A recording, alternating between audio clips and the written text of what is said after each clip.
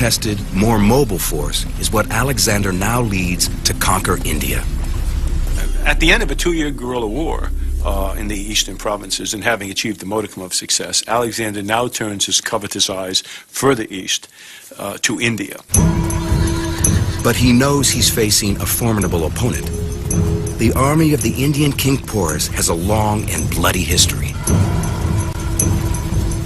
India at the time is divided into 16 regional kingdoms, each constantly fighting the other for dominance.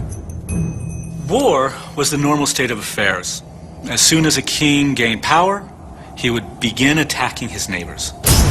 India's tradition of warfare may go back more than 1,000 years, to the arrival of the Aryan tribes of Central Eurasia. This is one of the great migrations of history, and if you really want to see what these people look like, turn on your television set and look at Afghani tribesmen. That whole northern tier of mountains has had no genetic dilution at all since the 18th century. So that's what the Aryans look like. They were big, dark-eyed, bearded people who had the horse and the chariot. And so they made short work of conquering India. Much about the Aryans is still debated among scholars. We do know that they were fierce warriors, and that they're the ones who introduced the horse and the chariot to the Indian subcontinent. Chariots bring mobility and speed to the battlefield.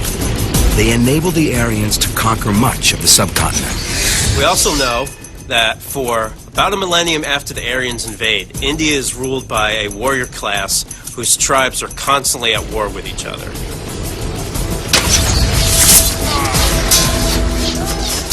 India possesses rich gold and metal deposits, so they had the resources and skills to produce weapons as sophisticated as any army of the time. In the Ramayana, an Indian epic from the first few centuries BCE, the villain, Ravana, is pictured carrying 18 different weapons in as many hands.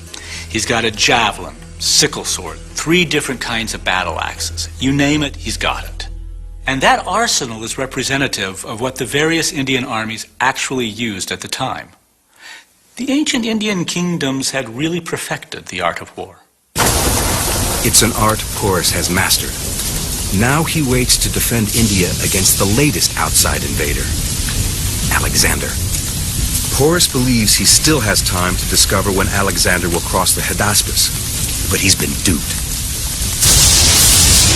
Alexander is crossing now, 17 miles upriver.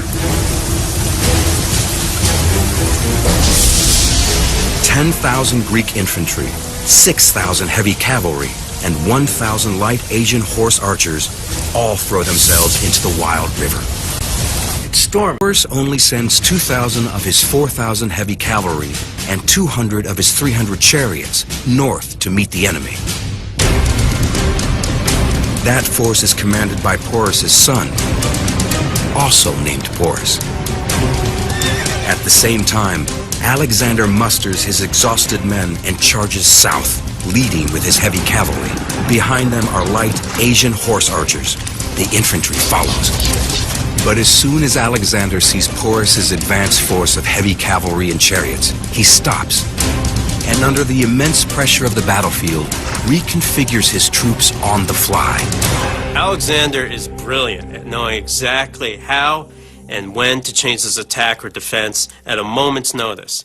He sees how Porus's army is configured and immediately withdraws his heavy cavalry. Heavy cavalry against chariots and other heavy cavalry does not give him the best advantage. And records the conversation. Alexander was the first to speak.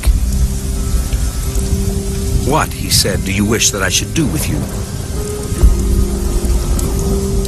"Treat me as a king ought," Porus famously replied.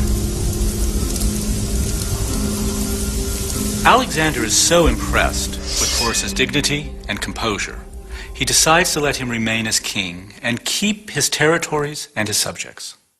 So at the end of the day, Alexander, at the Battle of the Hydaspes River, shows his tactical brilliance. I mean, this is a guy who can read a battlefield. He has what Napoleon called the coup d'oeil, the strike of the eye. By looking at the terrain, looking at the arrangement of forces, is able to devise very quickly, in this case, a tactical plan that plays to his own advantage. With his victory at Hydaspes, Alexander the Great has taken his first step across the Indian frontier, but it is also his last. As he advances deeper into India, several states set aside their own rivalries and now stand united against the invader. At the next battle site, Alexander is confronted by 300,000 Indian troops. In attempting to conquer India, you get the feeling that perhaps Alexander's strategic intelligence analysis was not as good as it had been in the past, because any reasonable view of what was going on in India at the time would have led you to the conclusion that this would be an almost impossible military task for what amounts to a small Greek army. By now, Alexander's men can see that their leader's quest has turned into a suicide mission. They've been fighting long and hard, and mutiny is in the air. He tries to rally them to keep going. He's inspirational, his troops are loyal, but they've just had enough. Alexander, always attuned to his men, ultimately surrenders to the will of his troops and heads south, returning to Babylon in modern-day Iraq. But his eastern adventure may have cost him his life. The best guess is that he died of malaria in Babylon, where history says, or at least the texts say, because he was considered to be Pharaoh of Egypt. His body was sent to Egypt, where it was embalmed, and put in a crystal casket